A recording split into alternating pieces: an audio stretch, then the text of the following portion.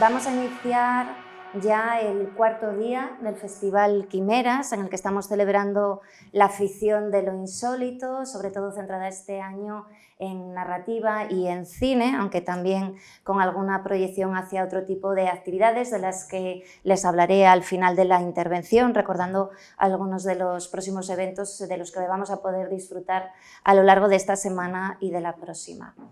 Inicialmente quiero agradecer la grabación que se va a efectuar de esta conversación gracias al canal Saber de Fundos. Bueno, vamos a dar inicio a esta charla sin hacer presentaciones típicas, porque sabemos que ya últimamente todo el que quiera acercarse a figuras de grandes autores como los que hoy nos acompañan enseguida encuentran datos en Internet, ¿no? A través de los medios informáticos y tecnológicos y no solo a través de las bibliotecas. Y vamos a aprovechar el tiempo haciendo la presentación a medida que hablamos con ellos también, porque aludiremos a sus obras y a sus poéticas. Sí que debo decir inicialmente que se trata de dos grandes autores, dos representantes muy interesantes de nuestra narrativa en relación con la ficción en español y también con la ficción de lo insólito, aunque como vamos a ver conjugan elementos realistas con elementos también de fantasía. Así que sin más y también agradeciendo la presencia de la académica Ángeles Encinar de la St. Louis University de Madrid Campus, vamos a dar inicio a esta conversación a la que le damos la bienvenida a todos ustedes. Buenas tardes, muchas gracias a todos por su asistencia y gracias a los organizadores, a Vicente Carvajal de la Academia de las Artes, las Letras y las Ciencias, ¿no?, de León, y a la profesora Natalia Álvarez de la Universidad de León, con quien hace años que trabajo en colaboraciones. Bueno, a estos dos grandes autores que tenemos los conocen de sobra, a Carlos Fidalgo y a Luis Mateo Díez. El verdadero académico es él, que es académico de la Real Academia Española. Yo soy correspondiente, yo soy en el segundo nivel. Entonces, les quiero preguntar una primera pregunta general a los dos, porque como esto va de fantasmas, de fantasmagorías y de la narrativa de lo insólito, lo que es cierto es que hay tres palabras, fantasma, fantasmal y fantasmagorías, que abundan en su narrativa. En la narrativa de Luis Mateo Díez, desde los propios títulos, y voy a recordar algunos que quizás también tengan en mente, como Fantasmas del invierno, una de sus grandes novelas del año 2004, que recrea toda la atmósfera y el ambiente de la posguerra, o un cuento magnífico que está en su último volumen, recopilación de cuentos, Celama, un recuento, que se titula Flores del fantasma, y también tiene, por ejemplo, Viajes fantasmales, en otro libro muy interesante en el que combinó imágenes y relatos, que era gente que conocí en los sueños. Así que un poco preguntaros a los dos. Él, Carlos Fidalgo, también, por ejemplo, en su libro La sombra blanca, nada más comenzar parece que es un relato de fantasmas, ¿no? Y también sí, en otros títulos que tienes, Primavera Negra, etcétera, te mueves siempre, ¿no?, en algo de lo fantasmal, creo. Bueno, vamos a ver si vosotros nos podéis especificar el por qué abundan en vuestras obras estas figuras quiméricas de la narrativa. A ver, Carlos. ¿Yo? La juventud siempre por delante. Bueno, yo lo primero quiero dar las gracias a Natalia, a Ángeles y a la organización por haberme invitado, por tener el privilegio de sentarme junto a Luis Mateo Díez. Alguien ha dicho que esto iba a ser un duelo de escritores que escribimos historias de fantasmas, así que lo primero, Luis Mateo, te pido clemencia porque tú eres mucho más experimentado que yo y voy a salir mal parado aquí si sacas un florete. No. Así que, por favor, ten piedad. Bueno, Ángeles, me cede el micrófono Luis Mateo para empezar. Te diré que mi inclinación por los fantasmas, voy a decir, por moverme en los límites de las sombras, y parafraseo un título sobre el fotógrafo de mi pueblo, Villarejo, un fotógrafo que hacía estupendas imágenes en blanco y negro, y es importante lo de las imágenes en lo que yo escribo, ¿no? sobre todo al hablar de fantasmagorías, ¿no? Las fantasmagorías, os recuerdo que son las ilusiones ópticas. A mí esta querencia por los fantasmas me viene de dos autores muy grandes también, ¿no? De Juan Rulfo y Pedro Páramo, y de nuestro Julio Llamazares también con La lluvia amarilla, que son dos novelas hermanas. Esas sombras que se mueven en esas novelas, ese vine a Comala, o habría que decir también un poco vine a Celama, Luis Mateo, a buscar a mi padre, pues a mí me marcaron cuando las leí con 18 o 20 años. Además, yo creo que las leí seguidas, porque en alguna parte había leído que La lluvia amarilla era muy deudora también de Pedro Páramo, y me encantó Pedro Páramo, esa sensación de que se te eriza la piel cuando estás leyendo Pedro Páramo de noche a la 1 de la mañana y tienes que... Es una novela cortita, te la has ventilado en una tarde. Lo primero que hice fue buscar La lluvia amarilla para leer a continuación las dos historias. Entonces sí, son novelas hermanas que a mí me influyeron. Hablabas un poco de los títulos. La sombra blanca, que es mi segunda novela, evidentemente el título ya lo dice todo. Es una historia de fantasmas. El agujero de Gelmán es la voz de un muerto que no sabe que está muerto. Fíjate qué situación más extraordinaria para hablar de lo insólito. Y luego ya de alguna forma un poco sutil en las siguientes novelas también he metido siempre un trocito de fantasía de lo insólito. Un avión que puede ser una máquina que piensa por sí sola, o en la última pues hablábamos de las imágenes en blanco y negro, de las fotografías, de las fantasmagorías, esa duda de si los personajes son fantasmas o qué es lo que son realmente, ¿no? Si son proyecciones. Bueno, por ahí va un poco la metáfora de lo que hago. Bueno, buenas tardes y muchas gracias por su asistencia. Tienen ustedes una férrea voluntad de venir aquí a escuchar las cosas que podamos ir diciendo. Pues mira, yo es que tuve un fantasma de niño. ¿Vale? Sí, yo es que tuve un fantasma de niño. Y además, ahora según hablabas, Ángeles, me acordaba. Hay un fantasma del que yo hablo en un libro de infancia que se llama Días del desván. Era un muerto de aquellos muertos terribles de la contienda, que andaba por el valle, porque él no había participado ni en unos ni en otros, se había muerto en aquellas circunstancias terribles, era un muerto diario, uno más, y como había tanta mortandad no encontró sitio donde enterrarse, no había un sitio, y entonces deambulaba por el valle y se metió en el desván, donde Antonio y yo éramos niños y estaba. Y entonces este muerto, que se llamaba Ciro, pues es para mí una imagen en la elucubración de un niño que era un ser bienhechor, con lo cual era un muerto viviente, era un fantasma, todavía no fantasmagórico, y era bienhechor, él nos cuidaba. Y claro, es un poco algo que a mí me ha interesado mucho en la literatura fantástica, en la vertiente más dura, en la vertiente, diríamos, más terrorífica, o más en esas variantes de lo insólito también hacia el terror. Siempre me ha gustado mucho ese tipo de fantasma salvador, algunos de aquellos fantasmas que hay muchas películas preciosas con ellos, y yo creo que eso es un punto de identidad de mis señas fantasmales.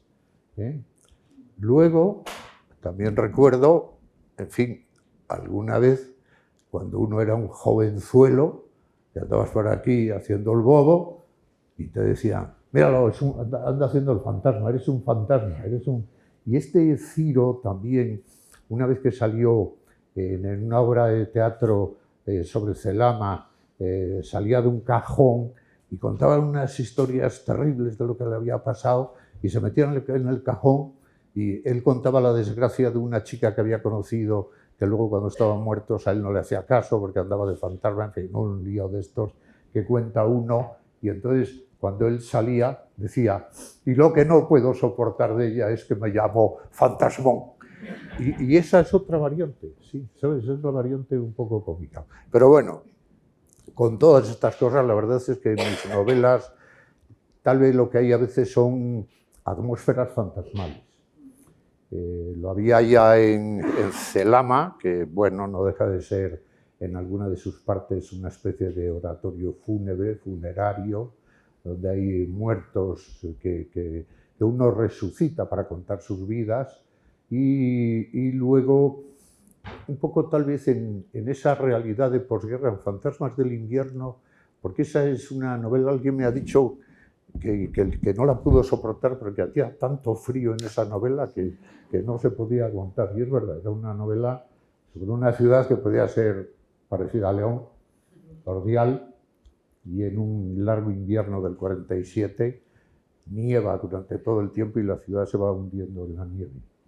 Bajan los lobos del monte y lo que se crea es, pues sí, una atmósfera fantasmal, porque todo está lleno, aquello no es una realidad, es una irrealidad, y todo lo que sucede parece que está un poco mucho más allá de lo real, en lo entresoñado y demás.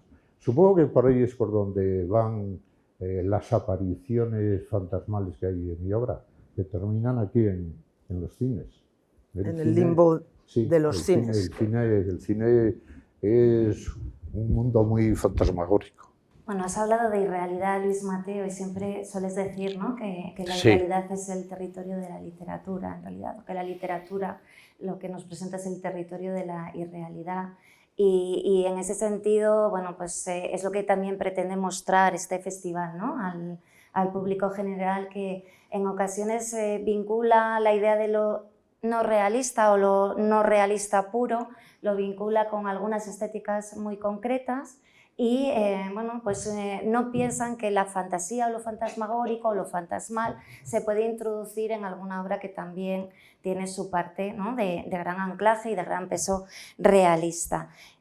Bueno, Ciro es el fantasma, yo creo, uno de los fantasmas más entrañables de la historia de la literatura, también te lo digo, no solo por ese tono de humor, porque tú también nos lo cuentas con mucho sentido del humor, ¿no?, pero también porque reflejaba un retrato tremendo en esos días del desván, a través de la inocencia infantil también, un retrato tremendo de la posguerra, ¿no? Yo cuando hice esa lectura, bueno, pues era un poco más joven que ahora.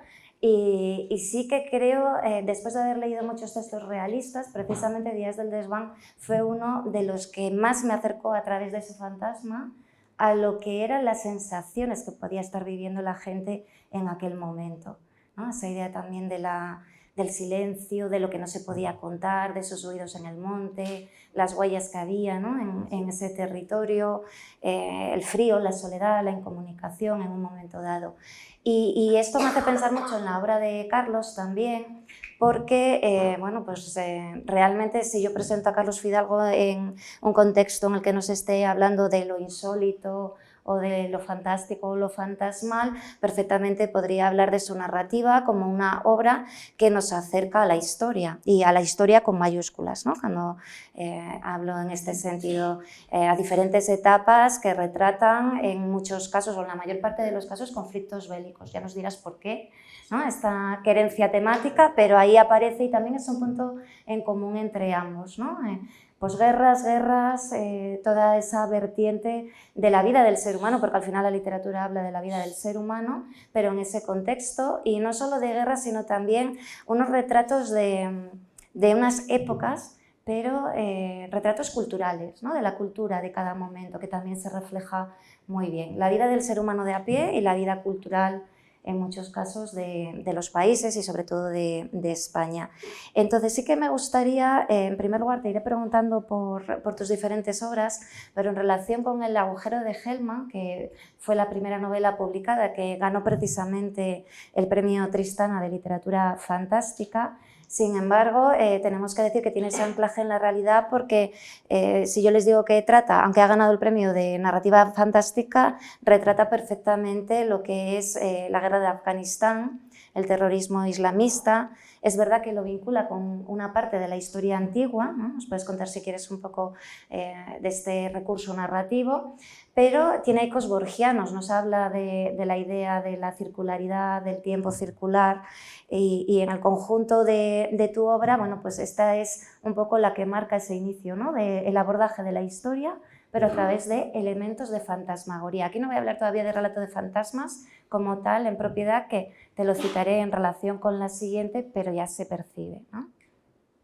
Bueno, voy a intentar no hacer un spoiler con el argumento del agujero de Hellman, ¿vale? El agujero de Hellman es una novela que está ambientada en la guerra de Afganistán.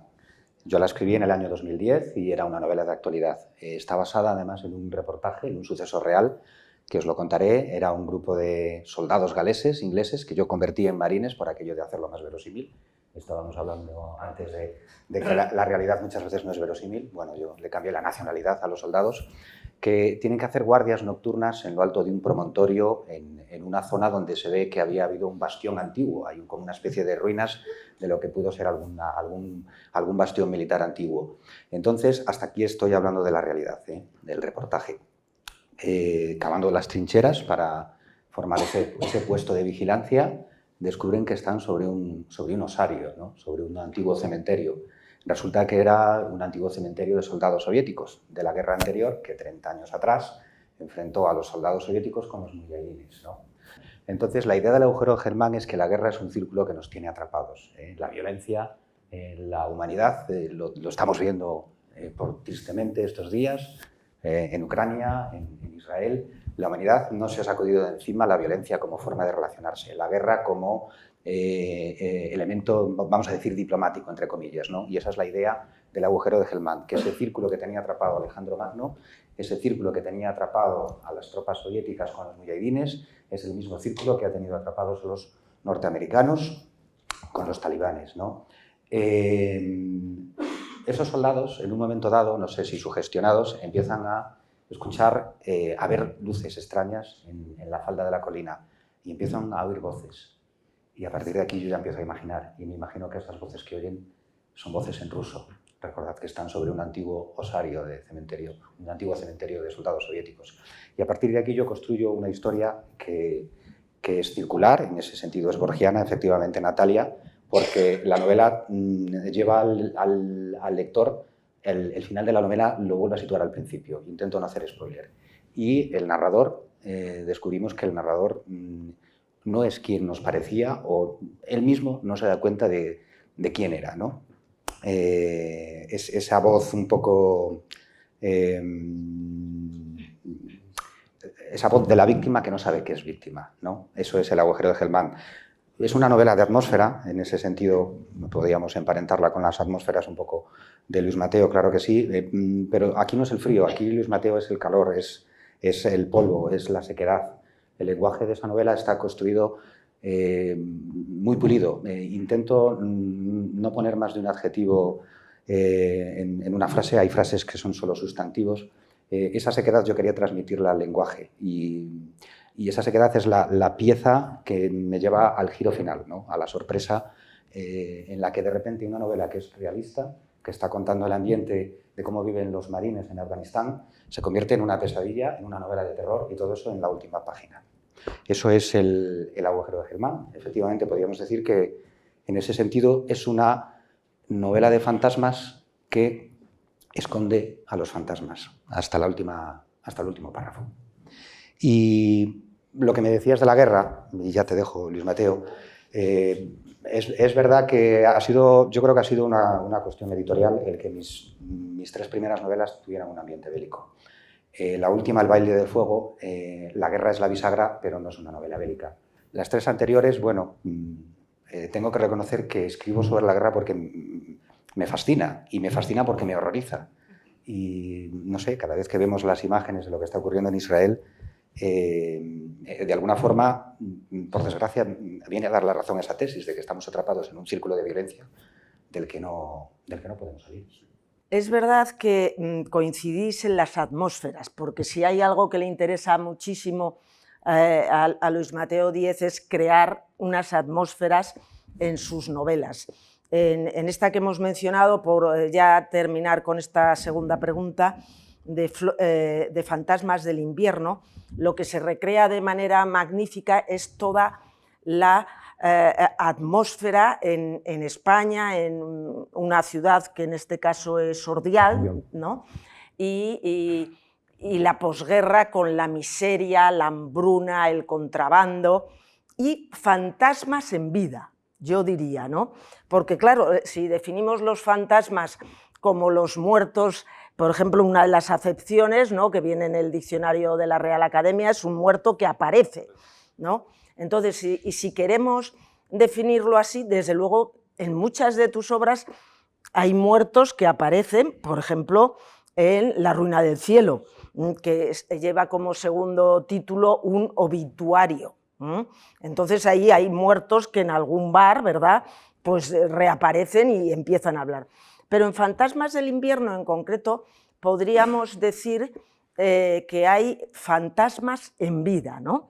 Por ejemplo, uno de los que son los fantasmas que desaparecen, un desaparecido que se termina convirtiendo en un mendigo, no sé si recuerdas porque tienes miles de personajes, sí, me acuerdo. pero ese es Delio Pombal Dorado, que se marcha de Armenta, una de las ciudades de sombra típicas de las narraciones de Luis Mateo Díez, y huye de las depuraciones falangistas.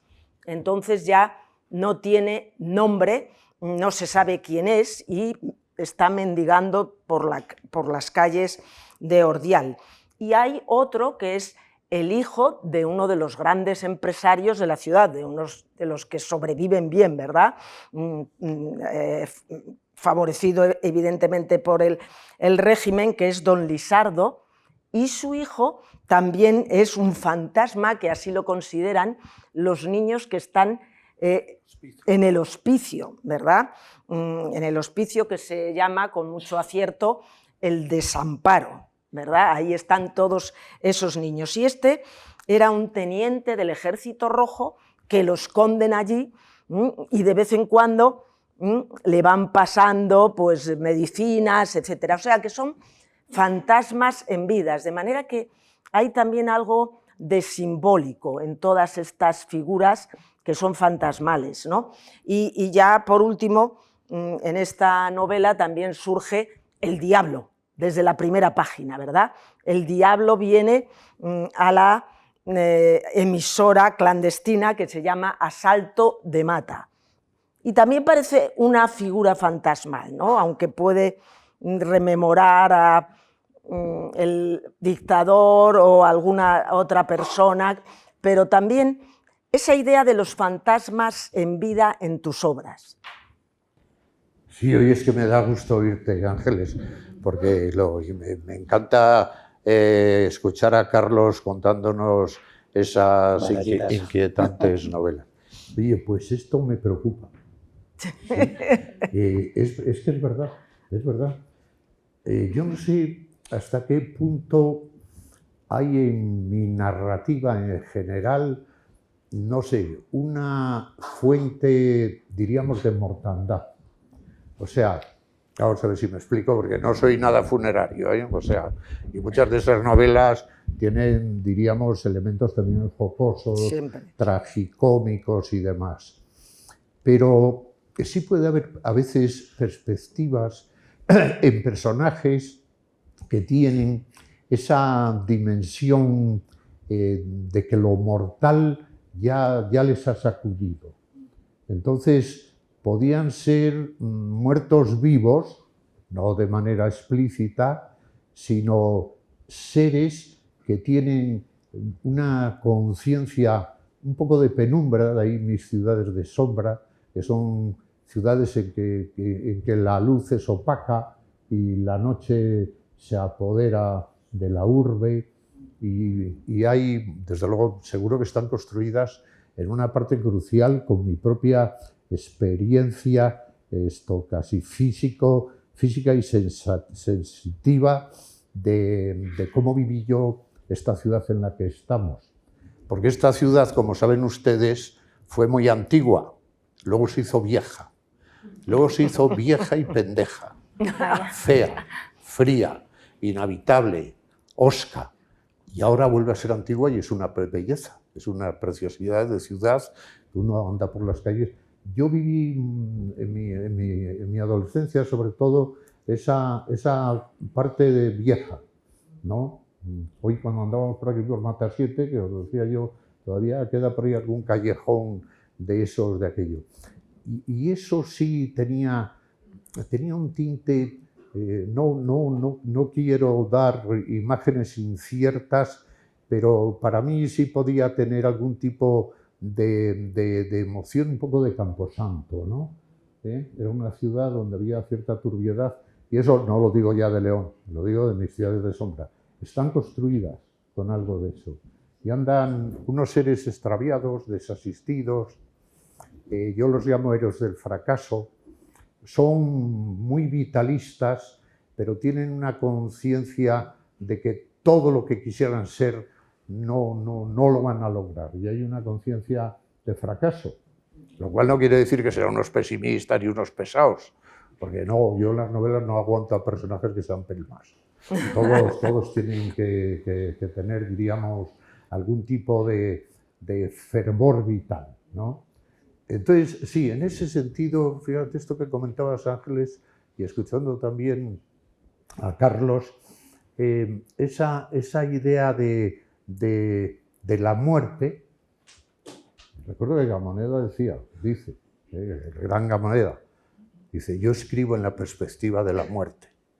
Me acuerdo yo que mi hijo Juan Jaime siempre decía, Antonio, por Dios, cambia de perspectiva. No, escribir en la perspectiva de la muerte da una tonalidad fascinante a lo que es la obra lírica de Antonio, que escribe, no sé, con ese sentido un poco del final de las cosas. No sé, algo de eso me ha pasado. Entonces, lo que sí es verdad es que en esta idea, este concepto que tengo yo, desde que soy octogenario, de manera más radical, de que, en fin, la gran sustancia del arte es la irrealidad. Claro, en ese camino hacia la irrealidad, pues me he ido separando de las cosas reales, ciertas, verdaderas, y eso todo se ha ido transformando en unas atmósferas y en unas situaciones y en unas maneras de ser que encierran algo que yo creo que tiene que ver con esto de lo que estamos hablando, que son algo así como los sentimientos secretos, ¿no? Toda esta parte, diríamos, de frontera hacia lo insólito, está, yo creo que en la historia literaria y en personajes que podemos puntualizar, hay una dimensión de desequilibrio, ¿no?, entre lo que sería razonable, el sentido común, la pérdida de la razón, la desrealización de lo real, y eso envuelve muchos sentimientos secretos, y en esto yo sí que creo que he trabajado personajes no turbios, pero sí enturbiados. No turbios, porque normalmente en mis personajes no hay malos siniestros, malos asquerosos, no hay un malo bueno. Pero no ese es el tipo de... Yo todos mis personajes me resultan muy entrañables, aun aquellos que hacen cosas que yo no haría jamás. Hay un deslizamiento ahí que estaría yendo un poco, sí, a lo fantasmagórico y un poco al lado oscuro de las cosas, ¿no? Y en eso, bueno, es un terreno que se trabaja, como decía Carlos, fundamentalmente con las atmósferas. Eso es crucial. Una novela en la que tú entras y de pronto hay unos personajes, unas situaciones, una trama o una falta de trama, pero lo que hay es una gran atmósfera que te envuelve. Y entonces eso es lo más fascinante, yo creo, de las novelas, es eso. Eso, fíjate, yo lo aprendí en Simenon, que es uno de los autores que yo más he admirado, Georges Simenon, porque me di cuenta de que él era capaz de transformar las atmósferas físicas en atmósferas morales. Él tiene un tipo de personajes, en fin, muy desquiciados, y ese sí, muy turbios, con unos interiores secretos muy duros y muy estremecedores, y de todo eso hay una manera de contarlo en las pequeñas ciudades donde él habla, las barcazas que van por los ríos interiores de Europa, y eso crea una atmósfera donde, y ahí sí que estarían, ahí desde luego, me inquieta mucho eso, pero yo me parece que ando metido, ahora que me he hecho ya tan mayor, entre muertos vivientes. Bueno, pues entre muertos vivientes también está la segunda novela, ¿no?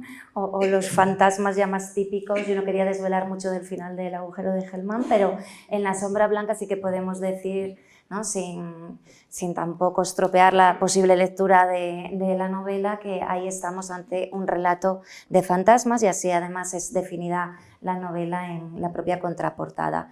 De nuevo la guerra, en este caso la Primera Guerra Mundial, en este caso también voces, ¿no? Otra vez, y voces que podríamos volver a relacionar con las voces de los mundos de Luis Mateo, y voces en un laberinto de trincheras, en este caso en esa Primera Guerra Mundial. Me voy a quedar simplemente en el preludio. Yo recomiendo mucho la lectura siempre de todos los libros de los que hablamos, pero bueno, la sombra blanca es relativamente breve, ¿no? La están viendo. Tiene un preludio de pocas páginas, bellísimo. En la anterior novela es verdad que tenías una prosa muy fluida, muy desnuda, ¿no? Ahí con el lenguaje, como dijiste, que lo querías trabajar en ese estilo austero, sobrio, pero realmente ya ese preludio me parece mucho más poético, sin necesidad de hablar de retóricos, pero de fondo, y creo que es por algo que también os puede unir, que es la presencia de lo onírico, la entrada de lo onírico, que es importantísimo también en Luis Mateo Díez, pero un onírico además que nos lleva a algo que también nos da lo insólito, en su variante a veces más próxima al terror, a esas historias de fantasmas más clásicas, que es el escalofrío. Son palabras que aparecen en ese preludio, ¿no? El sueño, el escalofrío, una percepción que yo diría, aunque no sea con esas palabras propias citadas por ti, una percepción de lo insólito, ¿no? muy singular, de sombras, más que de otras voces, de sombras concretas. Bueno, el propio título es La sombra blanca, ya podemos intuir, ¿no? Todos a qué alude, pero me gustaría preguntarte, porque da la impresión de que con ese preludio nos estamos acercando también a una parte que sé que, bueno, que a Luis Mateo también le gusta mucho, que es la de la leyenda, ¿no? La hablamos constantemente, o más que la leyenda, lo mágico, lo mítico. No sé si te lo tendría que haber preguntado antes, pero cierta relación con la cercanía también mágica del mito de la Dama del Lago. No sé si puede estar en el origen de esa imagen, ¿no? Con lo que sueña, no voy a intentar decir más, pero bueno, con lo que sueña esa voz que nos habla en el preludio. Y me gustaría saber, porque antes citaste a Rulfo y citaste a Julio Llamazares, me gustaría saber si también puede haber algo de influencia de estética gótica, más clásica, no lo sé. Bueno, como has citado el arranque de la novela y es muy breve, lo voy a leer. A ver si lo hago bien. Anoche soñé contigo. Soñé que caminabas sobre la playa como un ángel y que la resaca no te mojaba los pies. Soñé que eras una sombra blanca, ligera como la niebla. Soñé que nada te tocaba el alma porque estabas muerta. Esto es un poema. Es un poema. La novela es una novela, es narración, es un largo poema en prosa. Si en la primera novela, El agujero de Hellman, yo desnudaba el lenguaje y le quitaba adjetivos, porque si le ponía muchos adjetivos se me pudría la palabra, aquí parto de la poesía. Está estructurada en capítulos breves, en párrafos cortos, igual que pudieran ser las estrofas y los estribillos de un poema o de una canción, ¿no? Utilizó recursos literarios tomados de la poesía, en muchos casos. La literación, la anáfora, repeticiones, asociaciones de ideas. Es una novela gótica, efectivamente, y es una novela de fantasmas. Es una novela el narrador, en ese sentido, viene un poco del agujero de Hellman.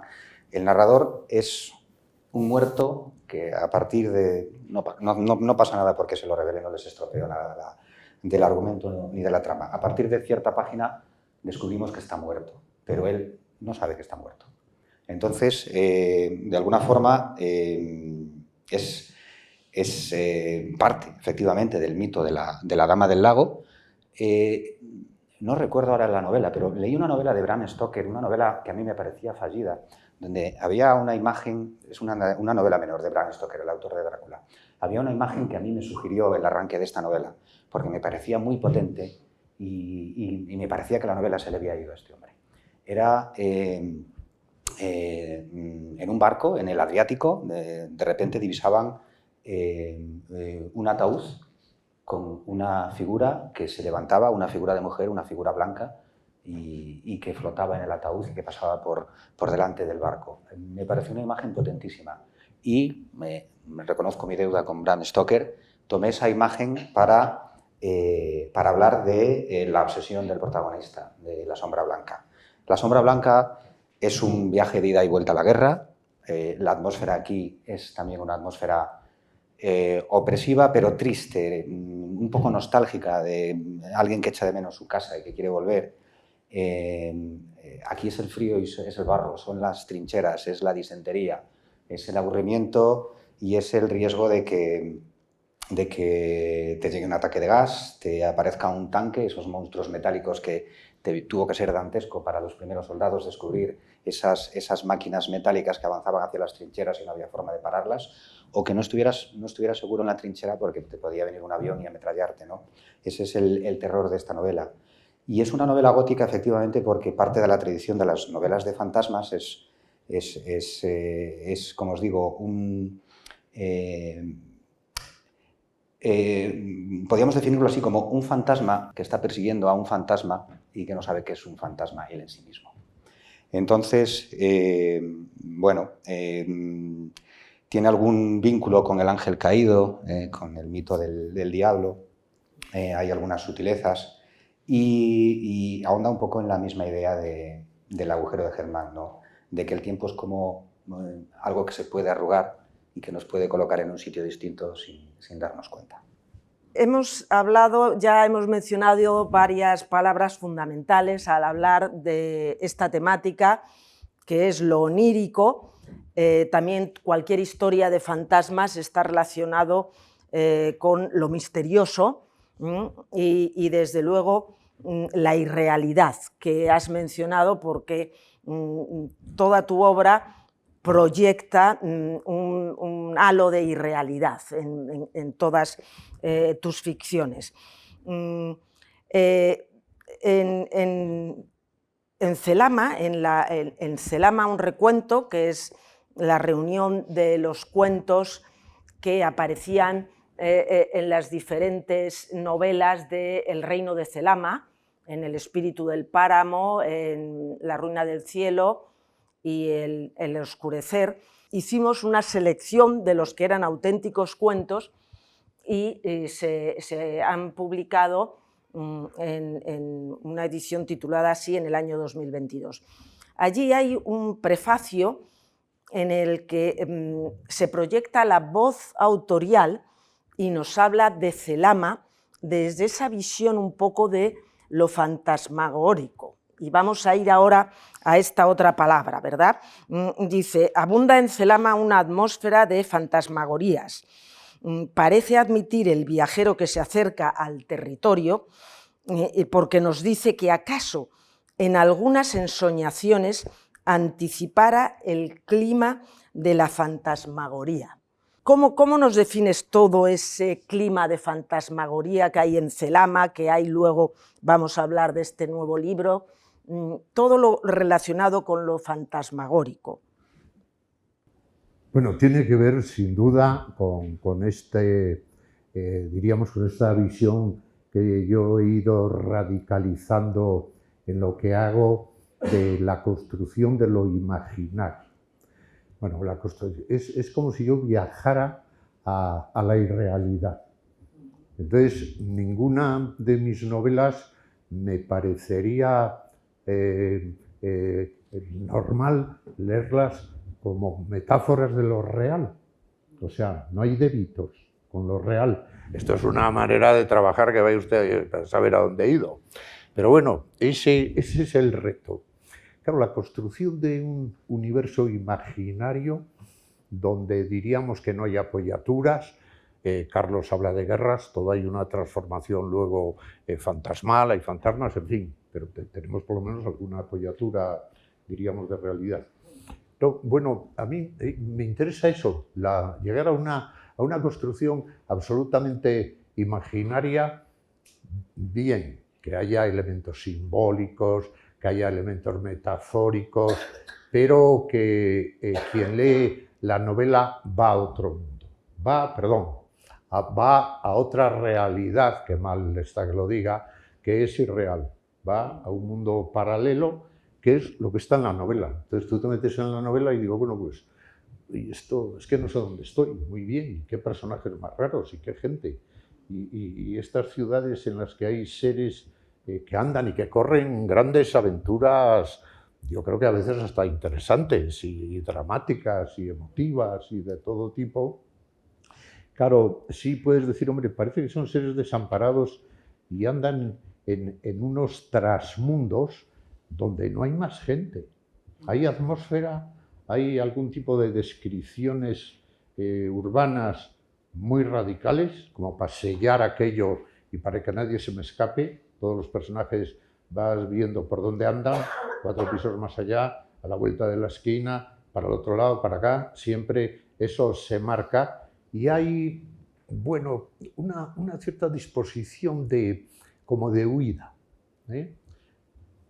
Están extraviados, hay extravío como un elemento, hay huida, hay ciertas sensaciones fugitivas, emociones secretas. Claro, dices, bueno, pero entonces ¿de qué nos estás hablando? Digo, yo creo que intento estar hablando de lo más sustancial de la condición humana. Pero a la vez ese punto sustancial sería misterioso. Y eso, por mucho que nos conozcamos todos, sabemos que navegamos en un navío que es nuestra vida, donde todo está lleno de misterios. Esos misterios y la referencia de eso que a lo mejor nos pasa, pero que no lo sabemos, pero solo lo podemos entender en el arte, en la creación artística en general. El arte tiene un compromiso radical con la vida. O sea, ir a un concierto o ver las hermosuras que hay por aquí, meterte en una novela, leer un viaje como el que nos plantea Carlos en esta novela, es una forma de ir a otro sitio donde sí, en el fondo, claro, hay un espejo. Y yo creo que el reto de los auténticos escritores son los que se han jugado la vida intentándolo descubrir, porque no todas las opciones y todas las ambiciones están condenadas al fracaso. Esto siempre lo decimos los escritores porque es una coartada maravillosa. Y de, bueno, yo tengo mucha... Y claro, pero tú, Mateo, ¿para qué escribes? Digo, no, yo para la eternidad. Digo, ¿pero tú para qué escribes? Digo, no, yo. Pero escribes porque te gusta que te lean, que te den premios, hacerte millonario. En fin, digo, pues es que yo no sé, no, yo escribo para la eternidad, a mí déjame de cuentos. Y claro, escribes alimentándote a ti mismo y haciendo ese viaje interior que sí es verdad que tiene todas estas vicisitudes, y esa es una palabra crucial en mi narrativa, en la que hay un incierto más allá, que es donde estamos, que está en nuestro interior, que es el espejo oscuro de lo que somos, el espejo monstruoso, deformado, de belicista, de este tipo de muertos que pisas, como en la novela de Carlos, en el tiempo. Todo eso es un magma enorme y eso es el arte, claro. Ahí está la literatura y la indagación. Total, la forma para que esa irrealidad o ese mundo imaginario un tanto desaforado y estrambótico en el que estoy metido, y yo creo que estoy tocando ya un poco el límite que hará que los productos sean casi legibles, pero bueno, tienen que ser bellos, hermosos, apasionantes. Tú lo que no puede ser es escribir una novela que sea una pesadez, que le des la vara al vecino. Digo, oye, no, a mí me entretienes y me fascinas y me vuelves tarumba y me turbas o me perturbas. El secreto final, yo creo que habrá algún tipo de verdad, esa o minúscula, que solo se alcanza con las cosas verosímiles. Pero claro, las cosas más verosímiles son aquellas, como diría Natalia con todas sus divagaciones sobre lo insólito, las cosas más verosímiles son las inverosímiles. Claro. Y en el arte casi todo es inverosímil. Tú te plantas en el Museo del Prado y te vas a ver las meninas y dices, ¿pero esto qué es? Esto no me lo puedo creer. Y yo digo, pues lleva ahí unos cuantos siglos. Y de una, puñetera tela donde un tío hizo esta escena tan inquietante, que anda él además ahí perdido con un pincel, pero esto es un viaje al más allá que solo está en el arte y en la literatura y sí, y en lo inverosímil que son todas estas cosas. Bueno, puedo decir algo para entretenerles.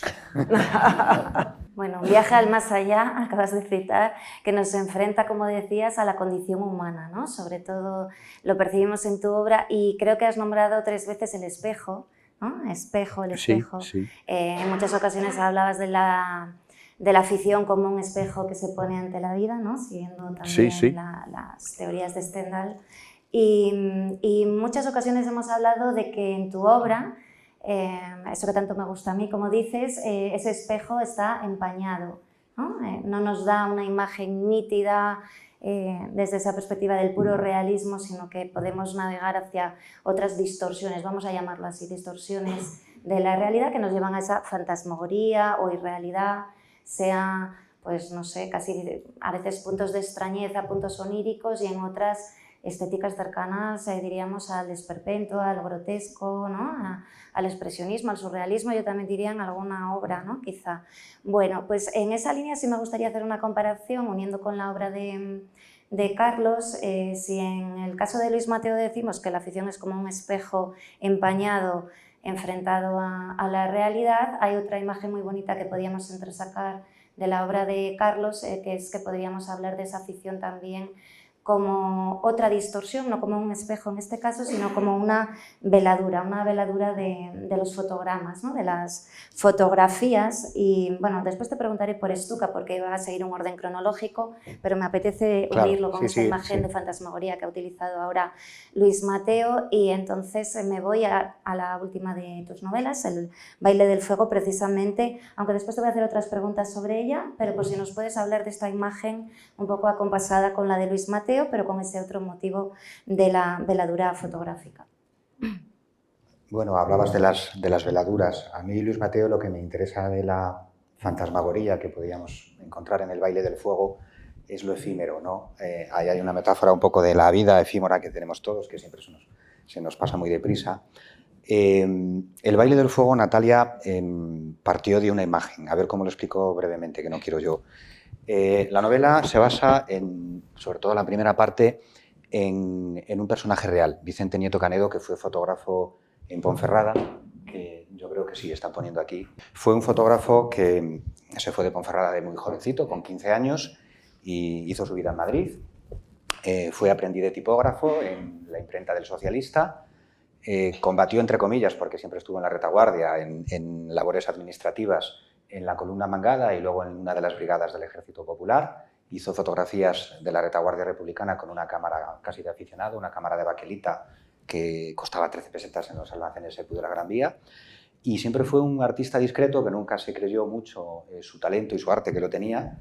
En la segunda parte de su vida tomó unas fotos ya con una cámara de profesional muy buenas, que no tuvieron mucho eco en su momento, pero que al final de su vida, ya cuando era nonagenario, fue como descubierto. Y eso es un caso de justicia poética, Ángeles, porque bueno, es una figura que no es muy popular en relación con los grandes fotógrafos españoles, pero se va revalorizando. Murió hace 10 años y sus fotografías pues, las piden en exposiciones sobre Berlanga, sobre la España de los años 50, 60, porque realmente acabó siendo un gran fotógrafo, ¿no?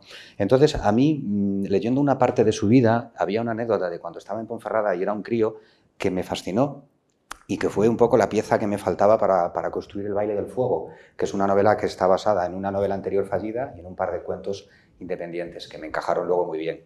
Y esa anécdota que contaba Vicente Nieto Canedo es que, siendo un criajo, se hizo amigo del hijo de un fotógrafo ambulante que iba por los pueblos con una burra y cargaba la cámara en la burra y iba haciendo fotografías de bautizos, bodas, comuniones, de los colegios, en fin.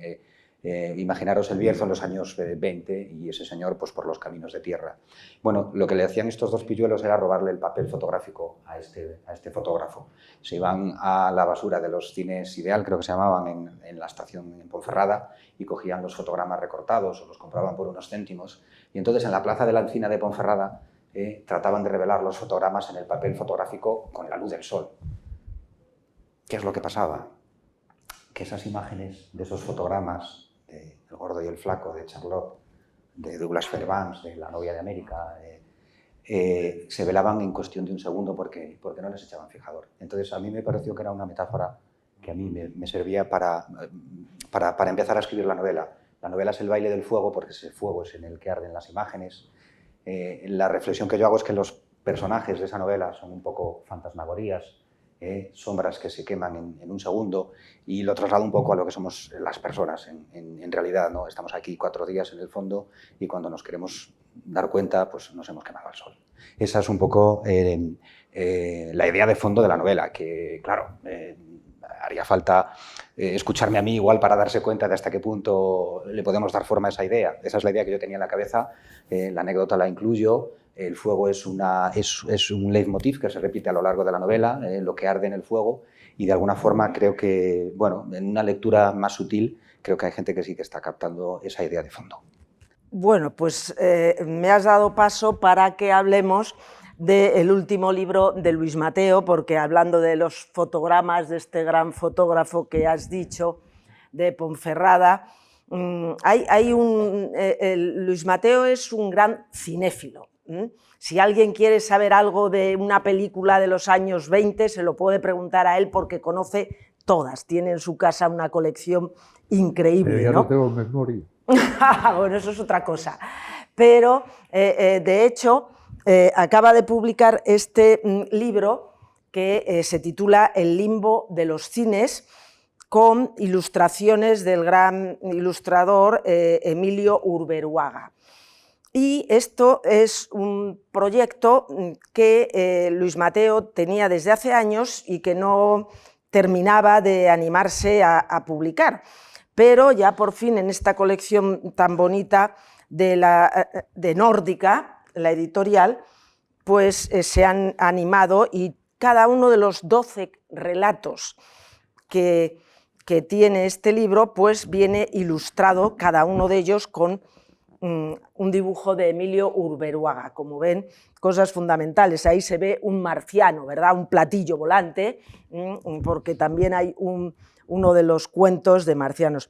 Él, en todas sus obras siempre sale un cine, seguro. Y luego, hablando de fotogramas, Carlos, pues no sé si conoces una novela de Luis Mateo que es Juventud de Cristal, que habla en realidad de la adolescencia, ¿verdad? O de la juventud, esa época de la vida tan, digamos, frágil, como dice el título, ¿no? Pero en esa novela se reúnen en un antiguo cine, ¿verdad? Y ahí sí. Lo que hacen los personajes es que buscan y encuentran los fotogramas de las películas y de algún modo proyectan su vida a través de los fotogramas. No sé si conoces esa novela. Bueno, pues se ha animado a publicar este libro que ha aparecido el mes pasado, a finales de septiembre, que si quieren divertirse, yo creo que es el libro más divertido y entretenido de Luis Mateo Díez. 12 relatos que titula del nombre de uno de los cines. Cada uno de los cines son, por ejemplo, el cine Crisol, el Claridades, el cine Morlay, Pagoda, etc.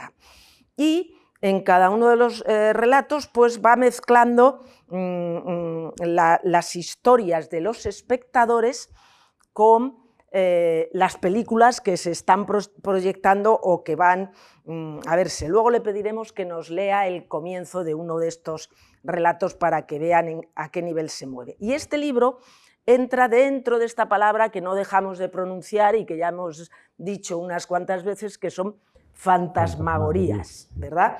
Porque hay una total interacción entre realidad y ficción. Hay tanta interacción que algunas veces, pues, alguno de los espectadores que lo está viendo, ¿verdad? Pues en el relato que es fundamentalmente una película de ciencia ficción, pues son abducidos y se van a la nave espacial, desaparecen y al cabo de varias sesiones de cine vuelven, ¿no?, al patio de butacas. Así que estamos en todo el libro en el que la propia sala muchas veces se convierte en el transatlántico o en un bosque, o los indios motilones de la película salen a bailar. Hay total ¿verdad? Fluidez entre realidad e irrealidad, otra de nuestras palabras, ¿no? Hago un paréntesis y les menciono que salió Luis Mateo Díez en un programa para cinéfilos, si les gustan, que se pone en 24 horas, en los sábados a las 11:30. Y el sábado pasado salió justamente hablando de este libro y recomendando secuencias. Y recomendando películas que para él han sido impactantes. Bueno, pero volvamos a este ambiente que recreas en cada uno de estos relatos, en el que, ¿verdad?, hay un hijo que nace en la sala. Tienen un hijo en la sala, luego es el hijo de nadie, luego termina siendo el hijo de todos. En fin, hay una serie de anécdotas muy interesantes. Háblanos del título, El limbo de los cines, y háblanos de esa fluidez entre realidad y ficción en este libro. Sí, bueno, yo pienso que tal vez el cine, el séptimo arte, es tal vez de todas las artes, lo digo por cinéfilo, aunque todo esto de cinéfilo no deja de ser una cosa a veces un poco boba, ¿no? Pero el cine es tal vez el arte más fantasmagórico, ¿sabes? Porque el cine, desde que se inventaron, hablabas tú del fotógrafo maravilloso, claro, desde que existen las imágenes animadas, enseguida empezó una especie de extraña fantasmagoría que se filmaba en fin, y se podía proyectar, ¿no?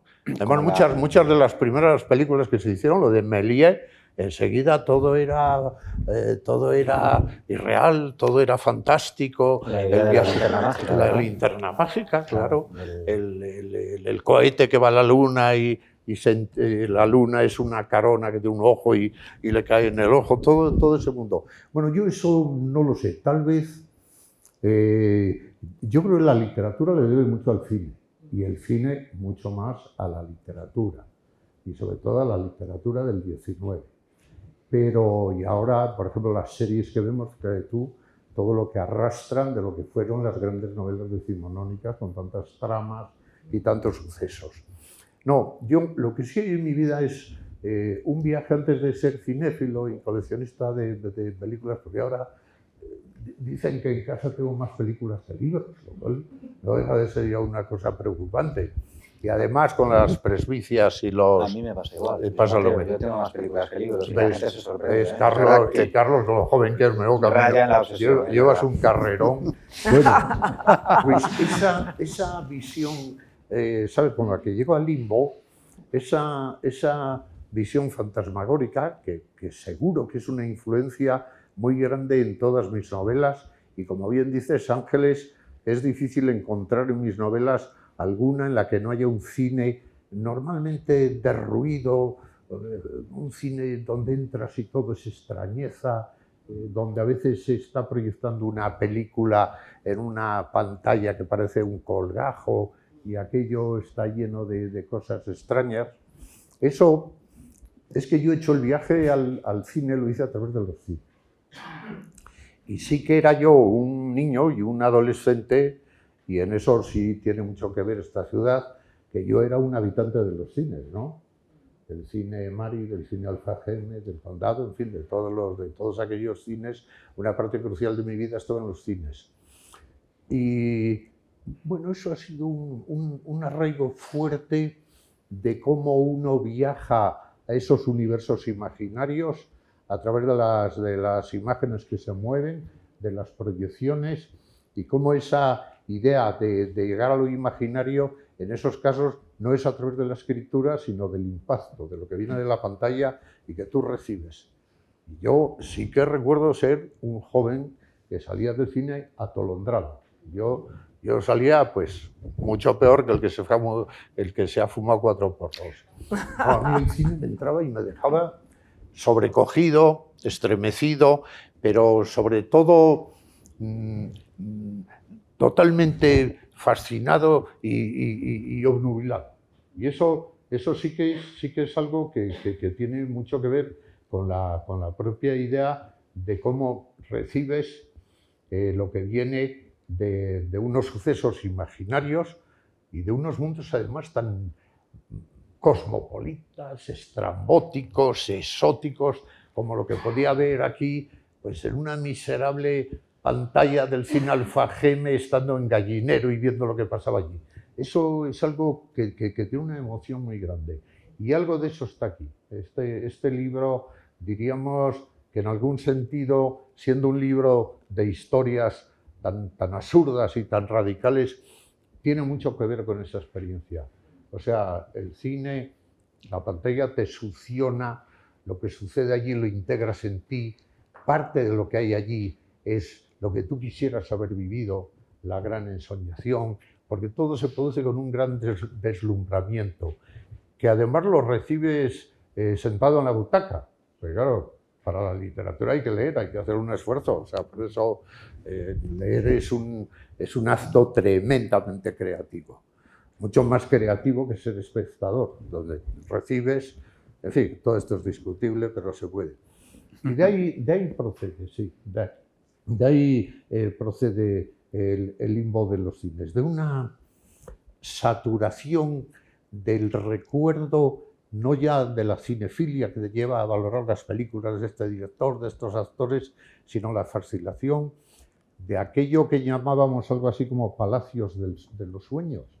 Ilya Ehrenburg le llamaba al cine, porque normalmente los grandes cines ahora son salas, y bueno, te administras lo mismo, o sea que ahora hay que ir al cine, por supuesto, pero de aquella había una gran atmósfera en el cine. Entrabas, compartías además con muchísima gente en la oscuridad esa profunda emoción y había una atmósfera. La atmósfera era a veces no muy higiénica, pero para eso se inventó el ozonopino, que es de todos los perfumes del mundo el que más me gusta.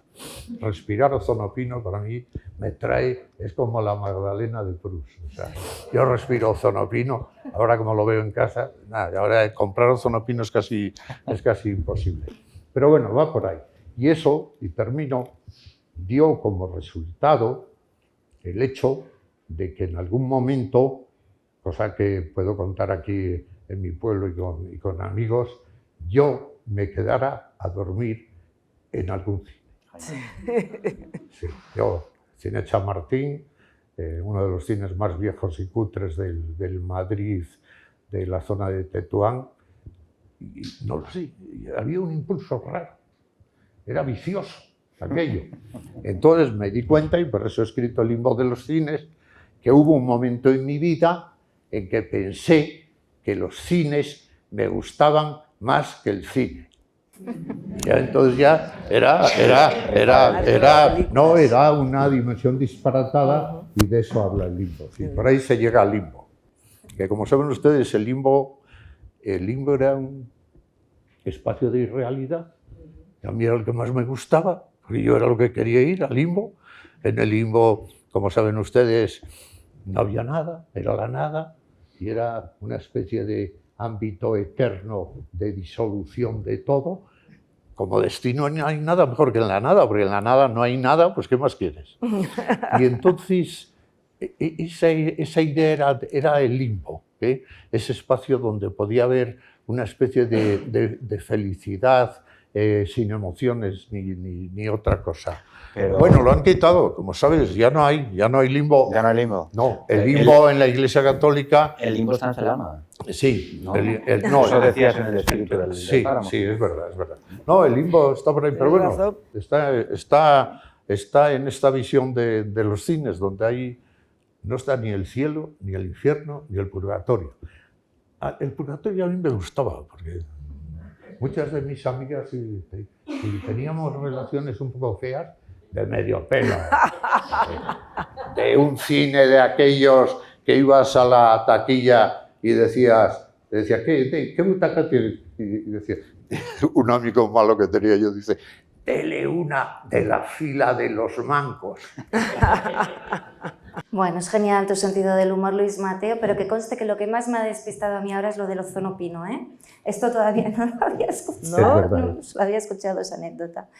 Se nos acaba el tiempo, ese es otro gran fantasma que siempre, el que más nos aterra, yo creo, ¿no? Cuando estamos en conversaciones, pero como queremos que podáis hacer una lectura para cerrar, aunque sea breve, sí que voy a preguntarle antes a Carlos, me habría gustado, hablabas de la fascinación en los cines también, igual que, ¿no? que la fascinación a veces por la palabra oral, las leyendas, etcétera, también esa fascinación del cine, fascinación y asombro, yo creo, ¿no? También en muchos casos son términos que unimos a esta afición de lo insólito, y si se quieren asombrar, ya que no me da tiempo a preguntarle, pueden leer Stuka, que es una novela histórica de nuevo, además que trata temas también muy interesantes, la violencia ejercida sobre la mujer también en esos conflictos, creo que abre un mayor panorama que las dos anteriores que hemos citado, pero que además también al final hay algo insólito, y no digo más.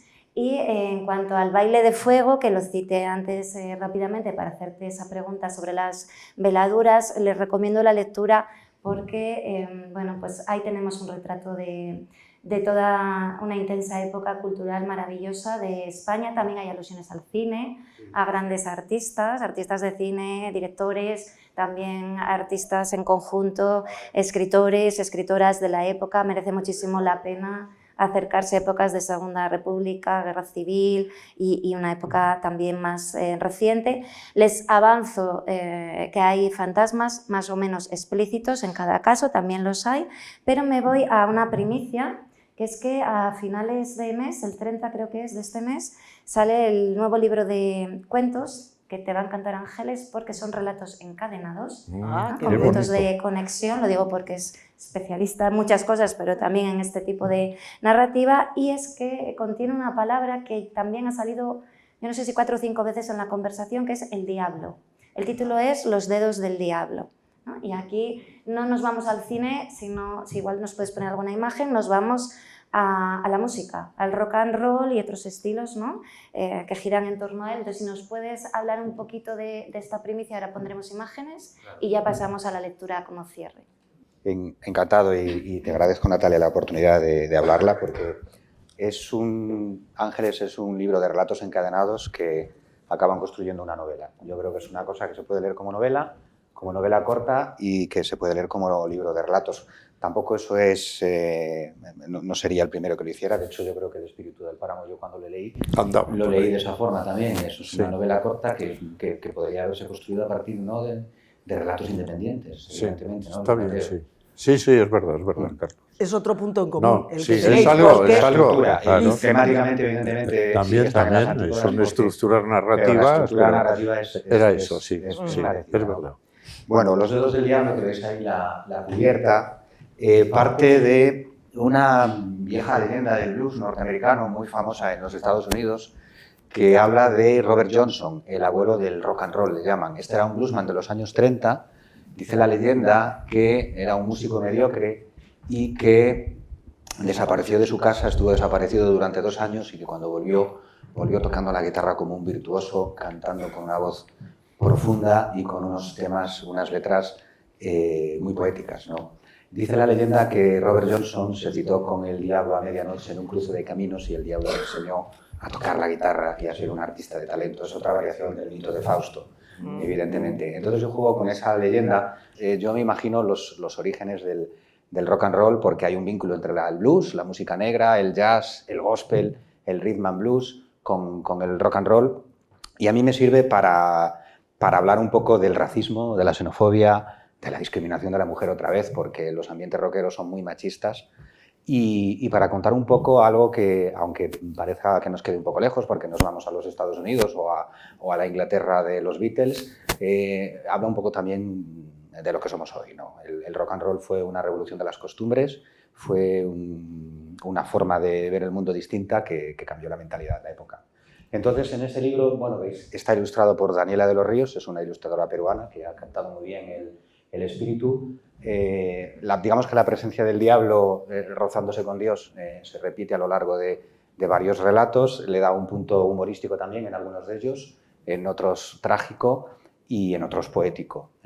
No sé si queríais que leyéramos algún texto Sí. y así termina Luis Mateo. Acabamos. Sí. ¿Cómo lo veis? ¿Queréis que Sí, lea? que leáis Vamos, cada ya, uno vamos a cansar a la gente. un fragmento, ¿no? Un fragmento. Vale, pues que leáis. Un poquito. Si me pones la imagen del Cadillac Rosa, Venga. leo el Cadillac Rosa para que veáis un poco qué es el relato que puede ser más fantástico, y enlaza un poco con Stuka, con esa idea de una máquina que puede ser infernal o que puede tener vida propia, ¿no?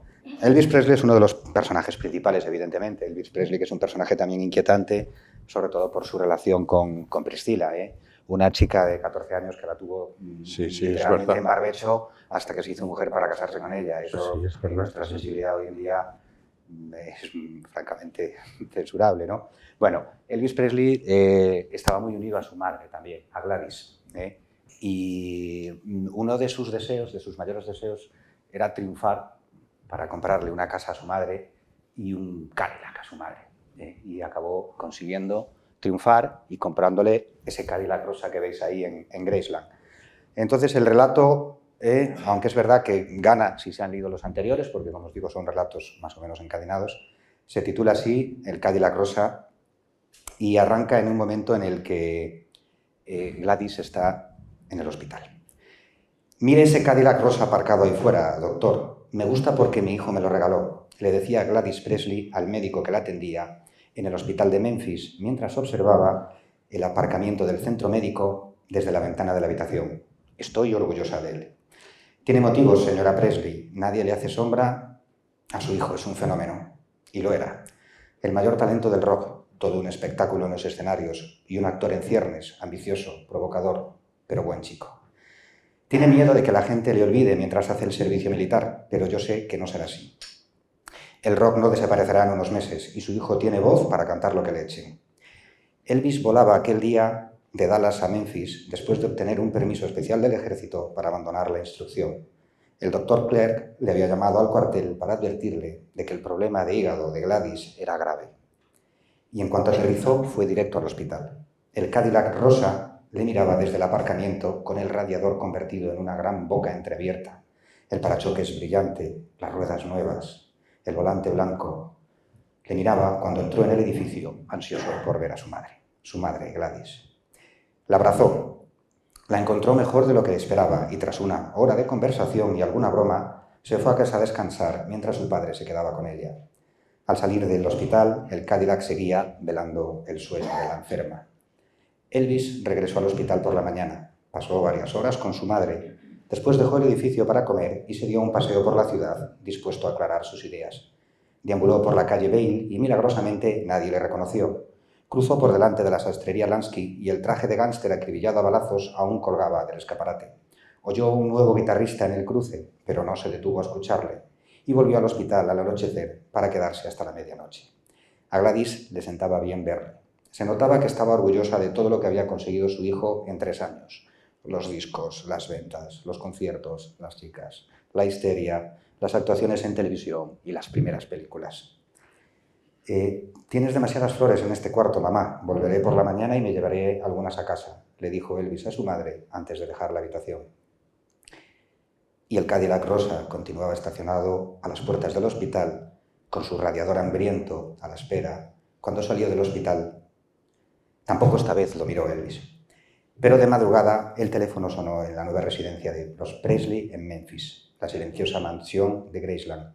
Sonó a las 3:30 de la noche de una noche tórrida de agosto, y Elvis supo que algo no iba bien cuando, a punto de descolgar el auricular y escuchar los sollozos de su padre desde el hospital, miró por la ventana y descubrió la sombra del Cadillac rosa de Gladys aparcado en silencio frente a la puerta. Qué bonito. Aquí el Cadillac es un mensajero de la muerte. Sí. A ver. No, yo creo que este cine... Bueno, entró en un cine, nada, un poco solo. Bahía. Tita y yo tuvimos un hijo en el cine Bahía. La película que echaban se titulaba El hijo de nadie, pero nosotros reclamamos la paternidad y no hubo pegas. Fue un hijo único en lo que concierne a nuestro matrimonio, aunque yo debo reconocer que tuve otros en otras películas que no cuestionaban la paternidad y que Tita hizo lo mismo una vez casados o cada uno por su cuenta cuando ni siquiera nos conocíamos. Algunos cines echaban películas de amor libre y relaciones clandestinas, en ocasiones con la sexualidad puesta en entredicho, cuando la sexualidad no estaba bendecida por el párroco al que correspondiera la celebración del enlace y con la idea de que el daño moral fuera más consistente, de modo que la sexualidad resultara más estimulante al no tener reconocimiento y, como ya se sabe, con el fruto prohibido mayor es el gusto y mejor la ocasión. Cuando muchos años después volvimos al cine Bahía para tener otro hijo, la película que echaban se titulaba El hijo de todos. Y no me gustó un pelo. Aquella decisión de regresar al Bahía me la había encarecido Tita para festejar también el cumpleaños de nuestro vástago. Aunque el cálculo de la edad es difícil de aceptar, vamos a ver, pues las fechas no tienen la cualidad de las sesiones y cuando el hijo fue llamado a filas comprobamos que ni era de su quinta ni entraba en el cupo. Todos son añagazas y disculpas, dijo el sargento Femoral, un chusquero que sudaba la gorra en una cinta de militares sin graduación y reclutas pasmados. Con tal de que el servicio se quede con uno menos, son capaces de alterar la cartilla o rebajarse antes de tiempo, así le va la patria. Resultaba penoso reconocerlo, y yo no tenía ganas de enfrentarme con un chusquero en la pantalla que comía el rancho con los dedos. Pero el chico no engañaba a nadie, y por edad no le correspondía entrar en quintas, ni mucho menos arriesgarse a que lo consideraran estrecho de pecho, como así resultó, con el agravante de que al rebajarlo de todo servicio, cuando ya no hubo más remedio, le echaron en cara que tenía los pies planos, una hernia inguinal heredada de mí y las dioptrías propias de un miope que podía hacer peligrar a la compañía cuando en el campo de tiro disparara el Mauser o al hacer maniobras no distinguiera al enemigo, como ya había sucedido varias veces en cintas de reclutas. Fue una mala idea volver al Bahía para tener otro hijo, aunque así quisiera Tita celebrar el aniversario del vástago que dio la vida por la patria. Lo hizo no en campaña ni en maniobras, sino por culpa del tendido eléctrico cuando pisó un cable suelto sin darse cuenta de que echaba chispas en una cinta donde los rezagados quedaban a merced de la retaguardia con los riesgos añadidos de los que tienen los pies planos, que era el caso de aquel hijo único del que no podría decirse de ninguna manera que no era un hijo de nadie, como en la cinta que echaban en el Bahía cuando lo tuvimos. Cada uno hizo la vida que quiso pudo. Me refiero a la vida amorosa, a la que pudiera dar de sí la inclinación y el gasto en que la vida supone para echarla por la borda o rompernos un plato.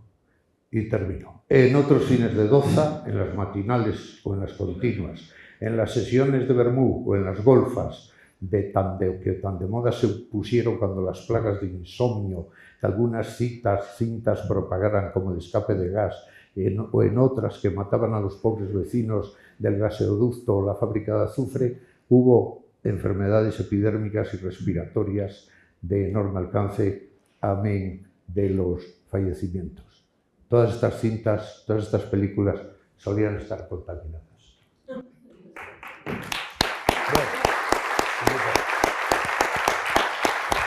Bueno,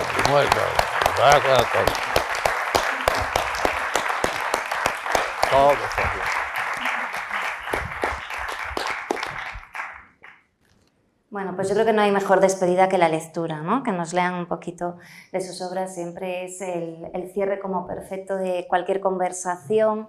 Quiero agradecer desde Farlecí, la Fundación de la Academia, las Artes, las Letras y las Ciencias de León, bueno, pues al canal Saber por la grabación que que nos están haciendo a través de fondos y también la presencia esta tarde aquí de Ángeles Encinar, Luis Mateo Díez y Carlos Fidalgo.